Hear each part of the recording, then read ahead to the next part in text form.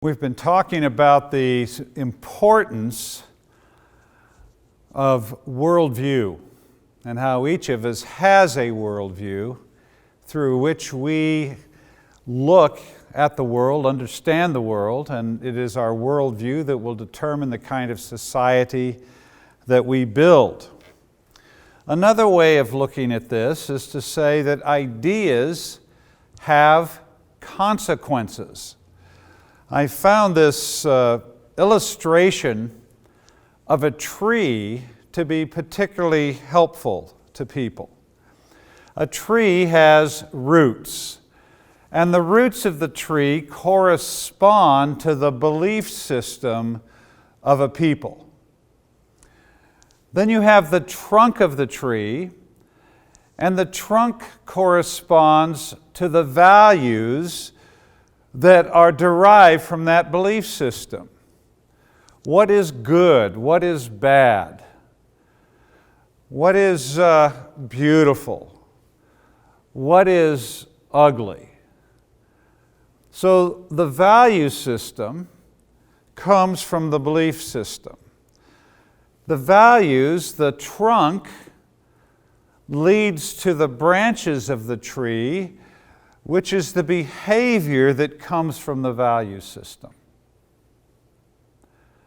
And then the fruit of the tree, the fruit is the outcome of the behavior.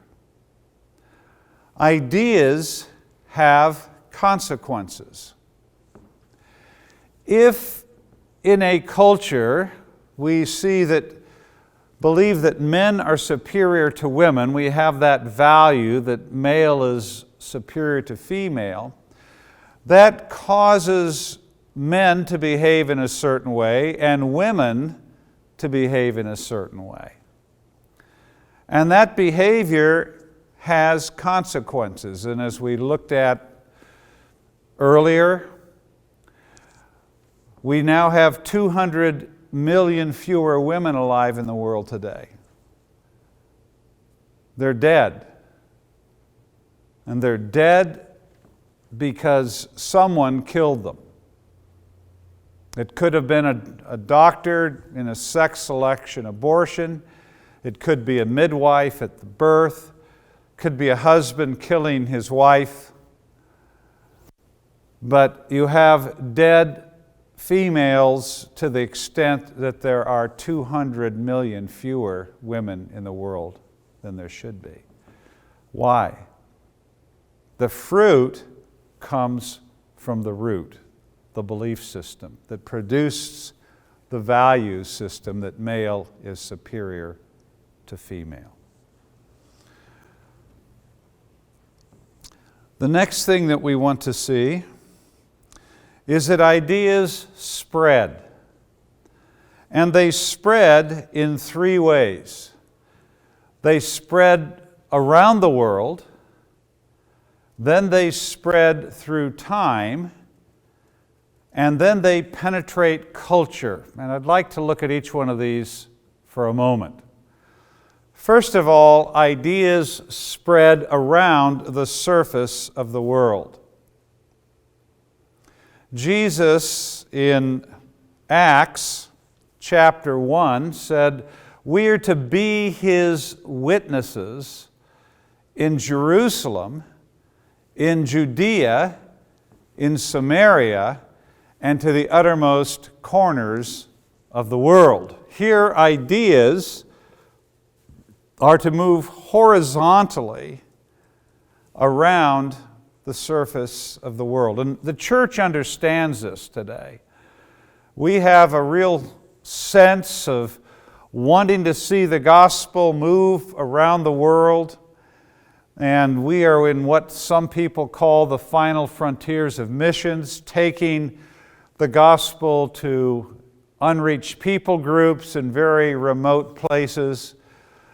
And the mission thrust has moved outwards around the surface of the world. The next way ideas travel, they travel through time from one generation to another. And often today, as Christians, we're not as conscious of the need to engage in this multi-generational experiment. But the gospel is to go from parents to children and children to grandchildren. It's to move from one generation to another. I was in the Ukraine a number of years ago, and after this session, a student came up to me, a woman came up to me, and she said, "Darrow, I have an illustration for you." She said, "I love to make roast beef, and all my friends love to come to my house to have roast beef."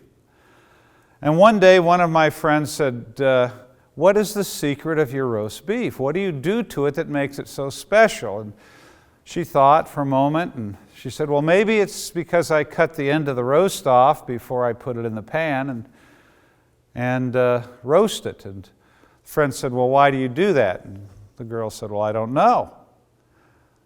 And she thought for a minute, and she thought, "Well, that's probably because that's how my mom did it." So her girlfriend said, "Well, why did your mom do it that way?" She said, "I don't know." "Well, next time you see your mom, ask your mom why she cut the end of the roast off." And so when she saw her mother later in the week, she said, "Mom, why did you cut the end of the roast off?" And the mother said, "I don't know. That's just how Grandma did it."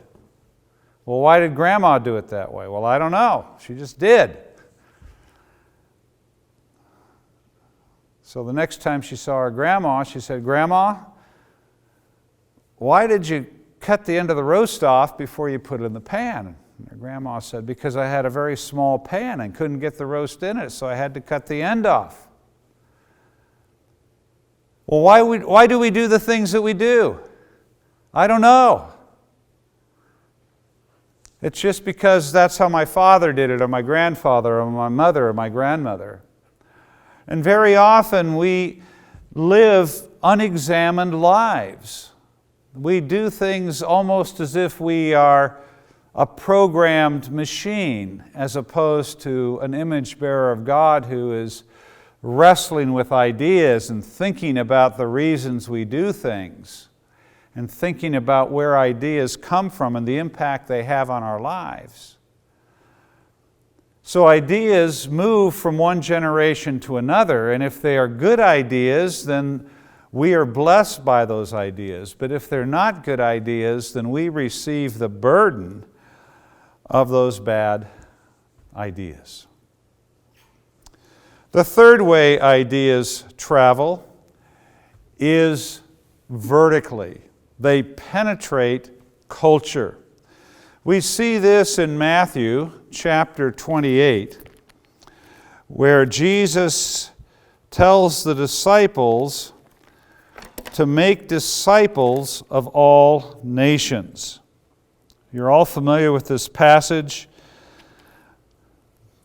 Matthew 28:19, "Therefore go and make disciples of all nations, baptizing them in the name of the Father and of the Son and the Holy Spirit, and teaching them to obey all that I have commanded." The gospel is not just to go around the world, the gospel is to penetrate culture. And this is something that the church has largely forgotten today. We've been so focused on the gospel going around the world that we have forgotten that it is to penetrate culture. So when you read the Great Commission, and Jesus says, "Therefore go and make disciples of all nations," this is the vertical impacting of ideas, for ideas to penetrate culture. How do ideas spread through culture? They usually begin with the intellectual in the university. These are the men and the women who love to wrestle with questions and ideas. They're not afraid of questions. They spend their lives asking them and looking for the answers. And they are the ones who work in our universities and teach from this body of knowledge that they have gained through their wrestling with ideas. Usually what happens next, the ideas are picked up by balladeers. These are the artists, the filmmakers, the songwriters, the singers and musicians and poets. And they are very sensitive people. They usually are the ones that hear the ideas coming before anyone else, and they take and put these ideas into their artistic expression, and the ideas begin to go from there into the culture. They begin to shape culture. The professionals are the ones who pick this up next. These are the doctors, the lawyers, the architects, and they take the ideas that are now part of the popular culture and they create laws and build institutions and structures in society that reflect these ideas. And then we live within the framework of these ideas. And then last, of course, is the common man and woman in a society, and whether the laws are just or corrupt, they are the ones that pay the price for the laws and structures that have been created. So ideas move around the world, they move through time, and they penetrate culture. And it is the penetration of culture that we largely as a church have forgotten. We have seen the Great Commission as going into all the world, preaching the gospel, saving souls for heaven, and maybe planting churches, but we have not seen the gospel as discipling nations.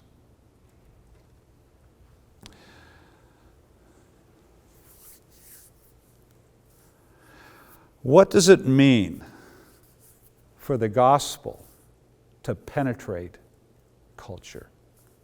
I'd like you to reflect on that.